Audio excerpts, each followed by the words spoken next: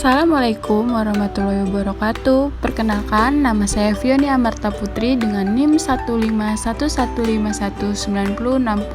Manajemen Pelabuhan dan Logistik Maritim kelas B angkatan 2019. Di sini saya ingin menerangkan terkait sistem supply chain management. Yang pertama, jelaskan apa yang dimaksud dengan supply chain management dan berikan contoh supply chain management yang Anda ketahui. Supply chain management atau manajemen rantai pasok adalah sebuah sistem terkoordinasi yang terdiri atas organisasi, sumber daya manusia, aktivitas, informasi, dan sumber-sumber daya lainnya yang terlibat secara bersama-sama dalam memindahkan suatu produk atau jasa, baik dalam bentuk fisik maupun virtual, dari suatu pemasok kepada pelanggan.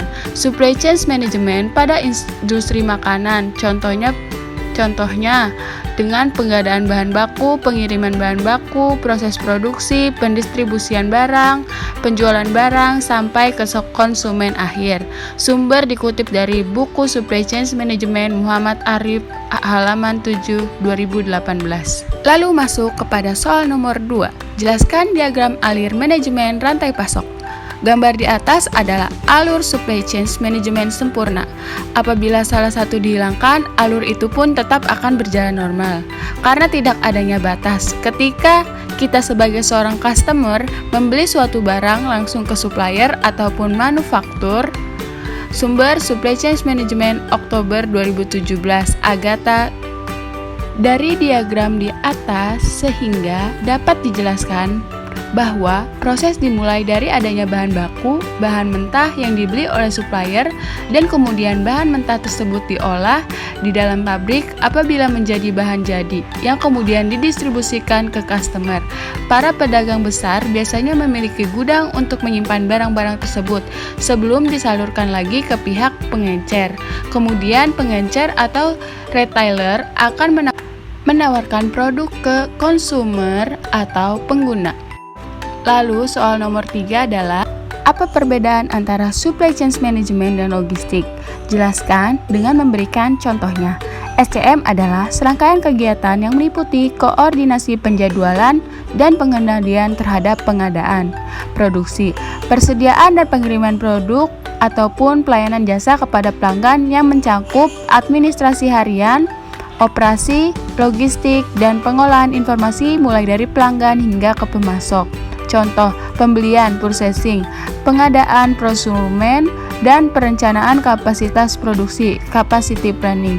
Sedangkan logistik adalah kegiatan merencanakan, melaksanakan, dan mengendalikan koefisienan dan keefektifan penyimpanan dan aliran barang, pelayanan dan informasi terkait dari titik permulaan, point of origin, hingga titik konsumsi. Contoh, pergudangan, warehouse, distribusi barang, distribution, transportasi barang, freight transportation, dan pengolahan pesanan, sales order processing. Sumber dikutip dari https://linked.com perbedaan manajemen logistik dan supply chain management Trans Indonesia. Lalu soal nomor 4 yaitu jelaskan mengenai VMI, Vendor Managed Inventory, merupakan salah satu pendekatan dalam mengelola inventory yang efisien antara pemasok konsumen di dalam sebuah sistem rantai pasok. Dengan VMI, pemasok menempatkan inventory di konsumen, namun kepemilikan inventory berpindah kepada konsumen ketika inventory digunakan. Vendor Managed Inventory adalah praktik manajemen persediaan di mana pemasok barang, biasanya produsen, bertanggung jawab untuk mengoptimalkan persediaan yang dimiliki oleh distributor. Dalam manajemen persediaan tradisional, pengecer membuat keputusan sendiri mengenal ukuran pesanan. VMI juga disebut sebagai hubungan bisnis yang saling menguntungkan antara pembeli dan vendor, di mana vendor bertanggung jawab untuk menjaga tingkat persediaan yang disepakati dengan pembeli. Sumber dikutip oleh Ricky Marteno, Jurnal Manajemen Industri dan Logistik, Vol. 02 nomor 01 Mei 2018. Soal yang terakhir, Jelaskan mengenai freight forwarding hubungan dengan VMI. Bagaimana dan jelaskan. Freight forwarding adalah salah satu kegiatan usaha yang berjalan di bidang logistik yang ditujukan untuk semua kegiatan yang diperlukan bagi terlaksananya pengiriman dan penerimaan barang melalui angkutan darat, kereta api, laut, dan atau udara. Freight forwarding hubungannya dengan VMI yaitu sebagai penghubung antara freight forwarding dengan customer. VMI memberikan data dari FF customer dan VMI menghilangkan kebutuhan customer untuk punya safety stock yang signifikan karena vendor mengelola lead time pasokan freight forwarding. Sumber dikutip oleh https://hagajaya.com. Apa itu freight forwarding dan manfaat untuk bisnis?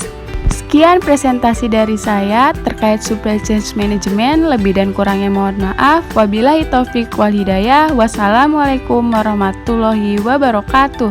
Terima kasih sudah mendengarkan.